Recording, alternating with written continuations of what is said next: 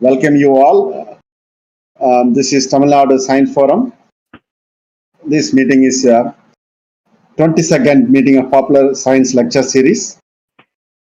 Our meetings up to PSL 19, we were conducting it in the hall. So due to the COVID situation, we switched over to the virtual world, and we have the virtual classroom session now. Today we have a speaker, Mr. Gokul Alex. He is an expert in the software system expert.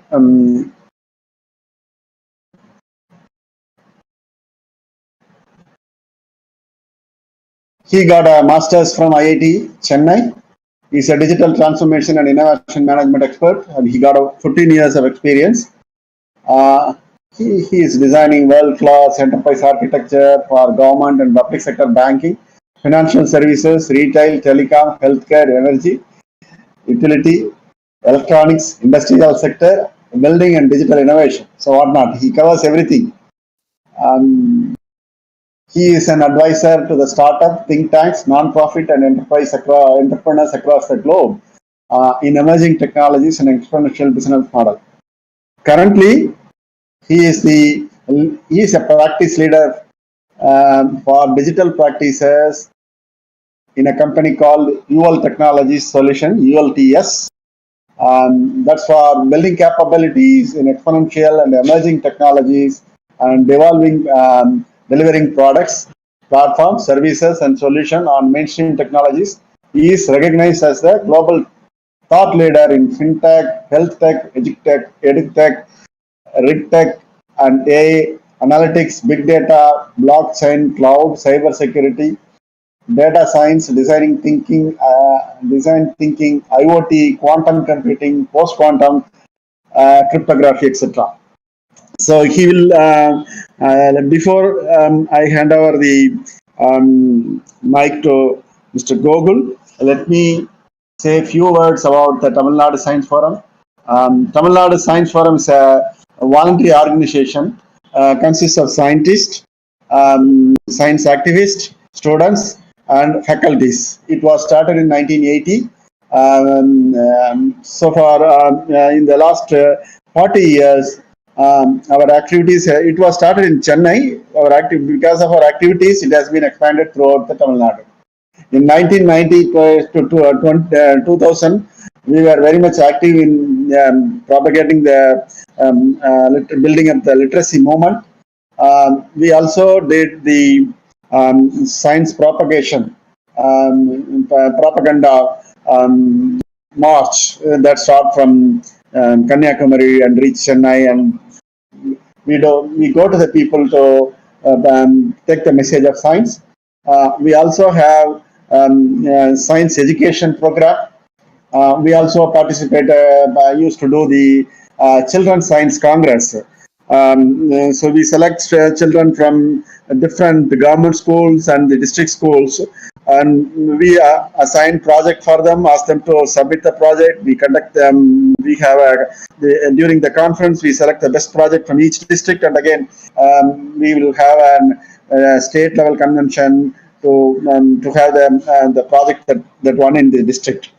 Finally, take to the national level, and we conducted so far 2 National Children's Science Congress here, and every year one state will host an event, and we got the opportunity to host the National Children's Science Congress 2 times. And we also have a group for environmental activity issues. We also have a group for women's self-help groups. We have a publishing session as well. We publish plenty of science books in Tamil and simple language. We also publishing a couple of magazines. One magazine called Tolir, that's in Tamil. Another one is called Jantar Mantar, that's in English. The next activities we are undertaking is the Popular Science Lecture that the Chennai team is currently focusing on. We also have a team of researchers who is focusing on research subjects. So this organization has grown into district, and we have right now more than 30,000 members in all districts, in all municipalities, all panchayat unions, in some of the village panchayat as well. So we have a, elected state committee that consists of one third of which are women. So our organization TNSF has been recognized as a importance organization can which do the science communication by the government of India. We also get the award from Tamil Nadu government for creating the awareness of environment. So I appeal all of participants to become the Tamil Nadu Science Forum. It's the subscription is only 30 rupees. Annual subscription is 30 rupees. So our slogans are science for people, science for nation, science for self-reliance, science for awareness, science for peace, science for humanity, science for social transformation, science for innovation and discovery. So our functional strategy is think globally, act locally. See, we are working at the grassroots level. We propagate the science as simple as possible. So I appeal all of you to become the member of Tamil Nadu Science Forum. So with these few words, I want to hand over the call to Mr. Gokul. Thank you, Mr. Vijayan. Thank you, all the members of Tamil Nadu Science Forum. First of all, I would like to start with a small disclaimer. Contact tracing will be effective only with enough testing and enough measures in the initial stages. When the pandemic or any outbreak has spread out through the society, contact tracing by itself will not be effective. So for contact tracing to work, it should be working in tandem with other measures such as enough testing kits, enough voluntary team, and a very good support system from health authorities. What we are proposing here is to use cryptography for ensuring that the data is visible, the data is protected and private. That is the most important aspect. See, we have been hearing a lot of points from various people that there is always a trade-off between privacy and safety. If you have to protect the society, you have to share the data, and then individual privacy has to be sacrificed for social safety. This presentation is an attempt to what I am saying here is we can protect the privacy of data, confidentiality of data, even when ensuring that proper contact information is shared with the relevant authorities and relevant parties. We will get that clarity as we go along in the presentation. So, cryptography, we learn about cryptography in the context of trust, right? If you follow the history of cryptography, the earlier centuries were associated with cryptography was associated more or less with the secrets, right? The secret communication using code, which was used by nations, empires, and militaries, right? But cryptography got a wider dimension. The early 1970s, when public cryptography was invented. So the cryptography could grow beyond the confinements of military technology. It slowly became a technology for the masses. In a nutshell, cryptography build systems that mediate and rearrange trust. It is all about trust. Cryptography reduces the need for human interventions in trust. Not always. Cryptography cannot completely eliminate trust in some scenarios. In those scenarios, cryptography could be helpful to reduce the trust footprint. So, when you look at contact tracing has become a very important tool for fighting the pandemic, especially in this corona time. But if you look at the history of the recent pandemics like SARS, MERS, Ebola, in those scenarios also, governments in some part of the Asia, like if you know, SARS had a wider impact on China, Hong Kong, and related countries, nearby countries.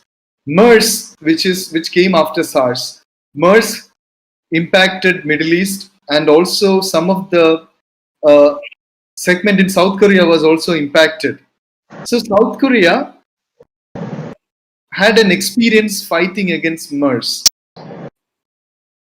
So South Korea has effectively applied contact tracing. This time, Chinese government and Singapore government also launched contact tracing.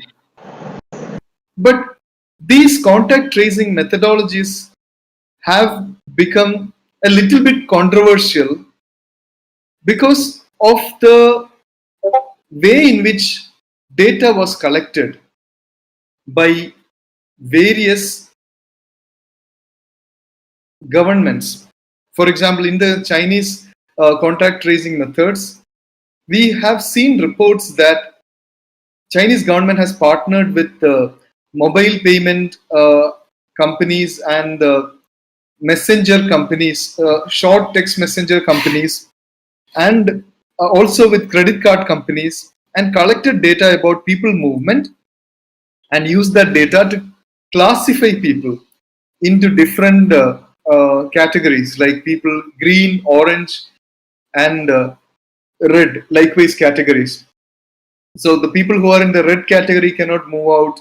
The people who are in the orange category can move in certain territory, and the people in green can only go to workplaces.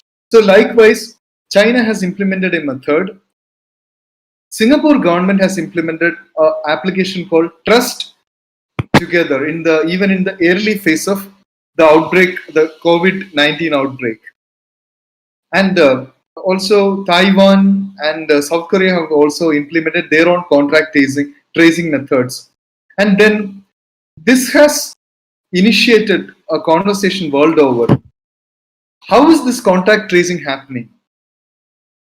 Some of them are using satellite data, some of them are using GPS data, and some others are using telecom information, and some of them are using Bluetooth information. So there are different ways in which contact tracing is happening.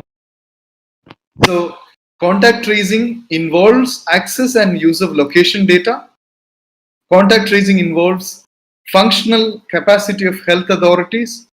Contact tracing involves report integrity and availability. So what the three aspects of trust are important.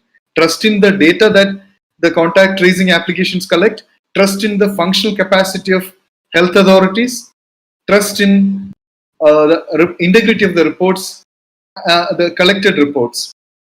So when we try to understand the data being collected by this contact tracing applications, we should always understand location data is highly sensitive all the time. There is no scenario or there is no condition that location data is not sensitive, because location data has all the information about the movement of people, the people who are we meeting, and so hence it's highly sensitive. So the question is, who is allowed to access it, under what circumstances? Is the data centralized in one place? Is it subject to legal risk? These are the concerns related to the access and use of the location data. Let us look at some of the most successful and most referred applications which were used for contact tracing. Trace Together from the government of Singapore is one of the first which was launched in the post-COVID-19 outbreak or pandemic. Bluetooth Low Energy is used to broadcast ephemeral encryptions of user identifiers and log of all observed broadcast. So if you understand the Bluetooth Low Energy protocol, Bluetooth Low Energy is an upgrade or a recent, or I would say Bluetooth, there is a lot of versions. Bluetooth version 1, 2, 3, 4. So when you look at the Bluetooth's recent upgrade, Bluetooth Low Energy has become a very popular protocol because of the increased range and the low energy consumption. So when you have a Bluetooth Low Energy device, it can broadcast information when it is in the advertising mode, and then other devices with Bluetooth receivers can receive the information. We should know that essentially Bluetooth uses radio signals for communication. It's based on radio. It's a protocol based on the radio signals. So now coming back to contact tracing, if a user become infected, their information will be shared with the Ministry of Health. So with their legal authority, the government Ministry of Health can ask permission to decrypt users' log entries. This system is better than the basic location tracking, the GPS-based or satellite signal-based location tracking employed by other rudimentary techniques. Because when you are using Bluetooth Low Energy, rather than sharing the exact location, only contacts are recorded and the data is held locally and only obtained by Ministry of Health upon infection. So this is limited by the functional capacity of the Ministry of Health to perform testing and contact notification. This is the limitation of the approach. So here it is not self-reporting. Here the data is collected by Ministry of Health and their ability to perform testing and contact notification. So this is not a decentralized system. This is a centralized system with lot of dependency on the scale and capacity and scope of Ministry of Health to perform testing and contact notification. Now, one more global application for contact tracing is known as SafePath, launched by MIT Media Lab. So we should be very much interested in this application. This was invented by a famous Indian professor. He is one of the chief scientists in this SafePath. His name is Ramesh Raskar. He is part of the MIT Media Lab. He is known as the inventor of femtosecond photography.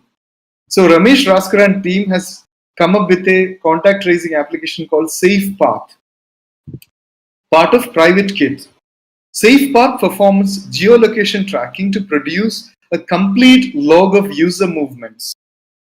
Users who become infected can upload their complete location history to a health authority. Health official decides what information is personally identifiable and uses a custom web app to redact and blur the history before publishing it. Other users can download the trail and compare it with their history. One of the key limitations of the system is it doesn't provide location privacy.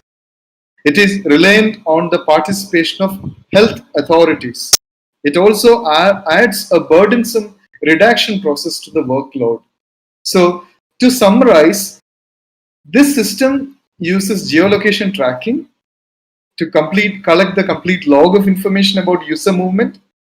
Here, the assumption is that users who are infected can upload the complete location history to a health authority. So here the central intermediary, the centralized role of health official is to classify the information which is personally identifiable and which is not, and use a custom web application to redact and blur the history before publishing it.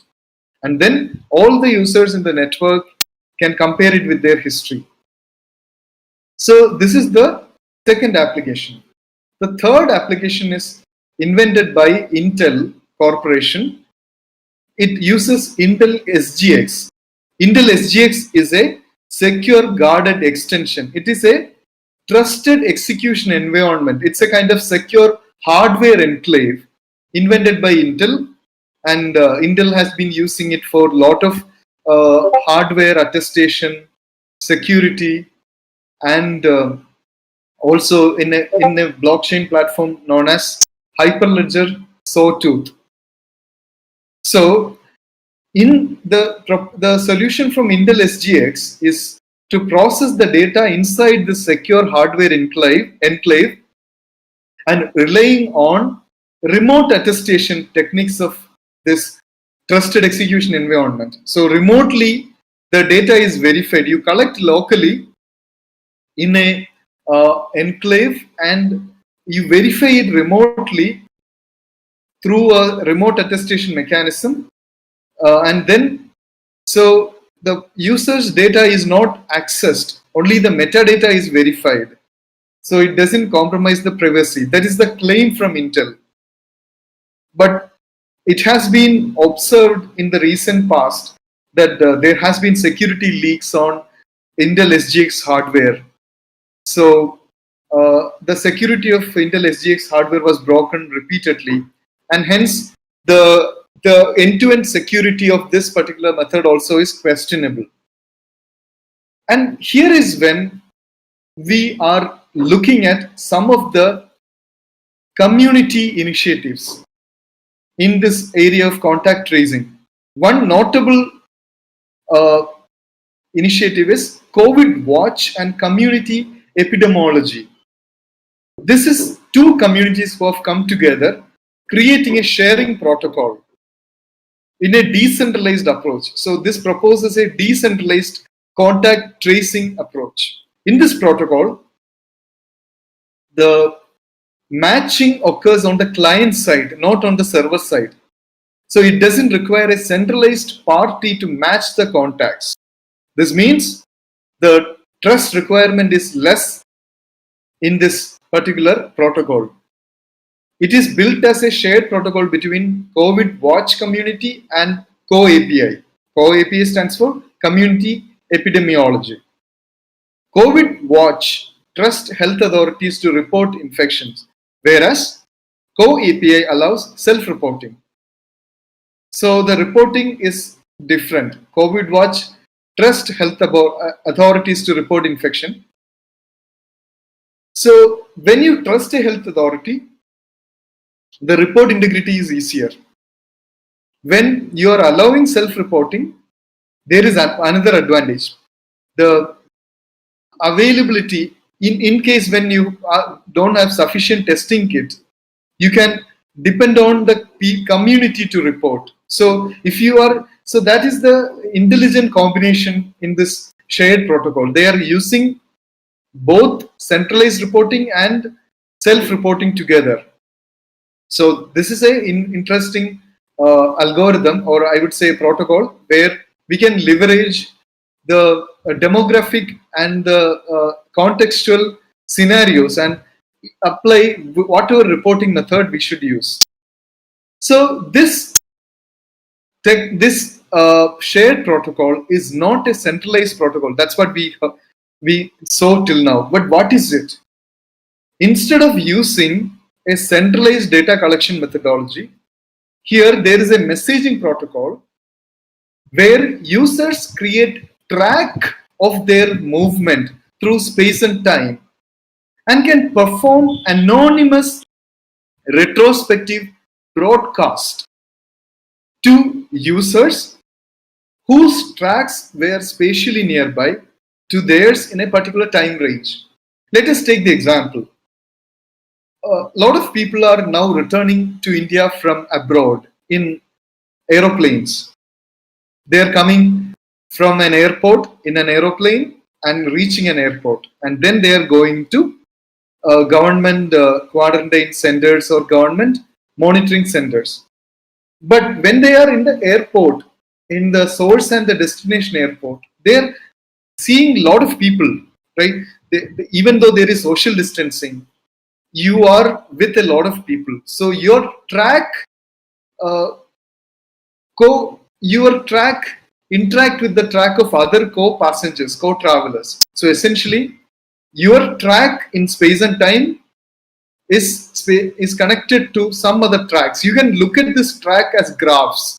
You can look at this tracks as if you computationally or you look at the data structure, it is a graph. So this track through space and time is a graph. So these graphs intersect at certain points, right? So the decentralized contact tracing is all about using the concept of anonymous retrospective broadcast anonymously and looking at your past data for 14 days. You broadcast the data to users with whom your track intersected on particular point of time. So this messaging system should be privacy preserving in the following sense. Three major aspects. We see that there are more aspects, three essential aspects. One is server privacy, then locality integrity. We will see more points. Let us see what is server privacy. So even though this is decentralized, since we are using Bluetooth low energy, we need a server to aggregate the data coming from different advertising devices, right?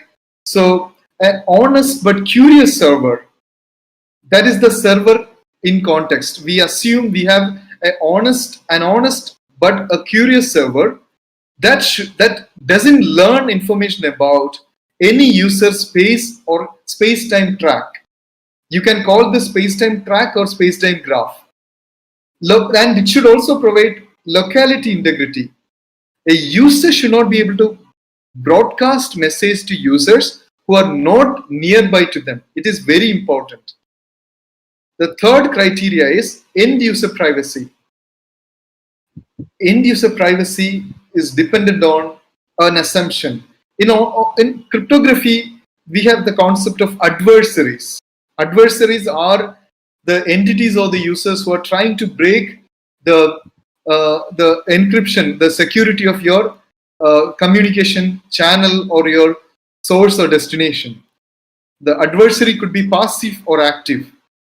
In this case, end user privacy, the assumption is a passive adversary should not be able to learn any information about a user's space-time track outside the segment they have broadcast message to.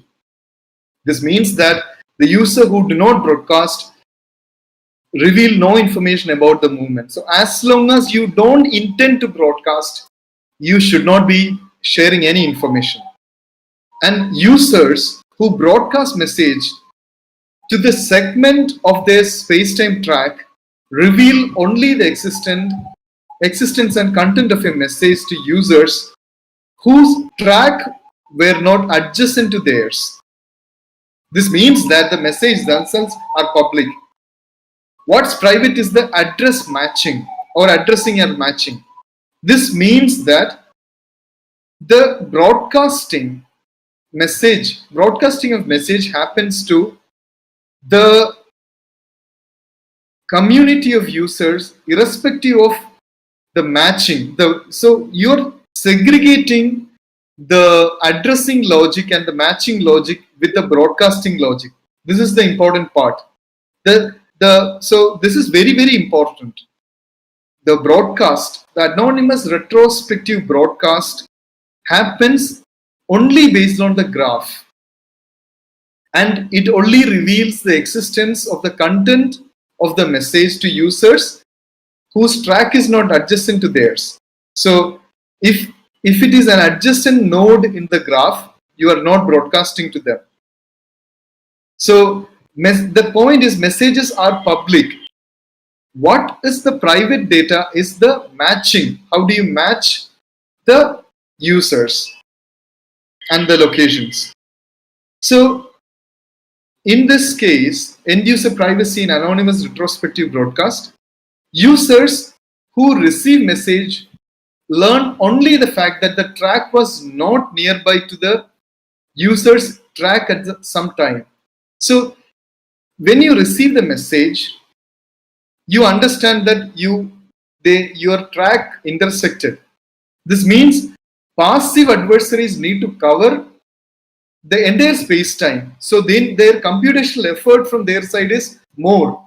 So if you use some graph isomorphic algorithm, or if you use some efficient graph partition algorithms for sharing this information, the computational effort required for the adversary will be enormously high, and they will not be able to reconstruct the track of a user who broadcasted the message. And users who recruit the messages reveal no information to the users who broadcast them. So the people who collect the information has no reason to share any information to the users who broadcast them. This ensures the privacy of both the reporting users and the broadcasting users. So now it comes to the users we just mentioned. Reporter privacy. The person who reports, the privacy of the broadcaster and the reporter are equally important. The user who sent the report should not reveal any information to the users who they did not come in contact. And they'll reveal only the time of contact to the users. So essentially, you have seen this in action, right? So governments, for example, we have seen governments where when some particular person disease was unknown, the disease. So in the recent past, we saw that when government were not able to trace the origin of some of the infected people because of the COVID outbreak, they shared the entire location map of the people. So in that time, they mentioned the time at which this particular person traveled on a particular area. Here we are talking about a system where we don't need to do that, but you should understand that timing alone will be sufficient for people to learn whether the contact was around the infected person at that instance of time. So this is important. So it's about the event reporting, right? So now let us come to a model for anonymous retrospective broadcast. We can call it short as ARB model. First phase is registration phase. A user register with the server and perform a setup. So here the user register with the Bluetooth low energy server and perform the initial setup. Next phase is the gossip phase. Gossip is the basic protocol used for broadcasting messages. So here there is a typo. It is 16-byte data packets. So users broadcast 16-byte data packets over Bluetooth low energy. Then after the registration and gossip phase, we get into the broadcast phase. Here, in the broadcast phase, the user upload a data packet to the server to broadcast message to a particular segment of the track.